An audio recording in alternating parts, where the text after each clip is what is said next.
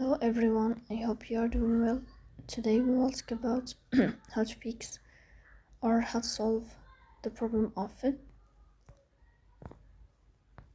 failed searching on Google Maps weekly constituents. Here we go to apps, default apps, app settings. Then we search about Google Maps and we click here. Then we click on first stop and we click OK. Here you will enter to storage. Then we click on clear cache.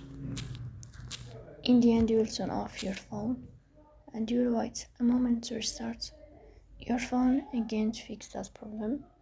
So please don't forget to support us by like and subscribe. See you next time in another video, and thank you for your watching and your attention.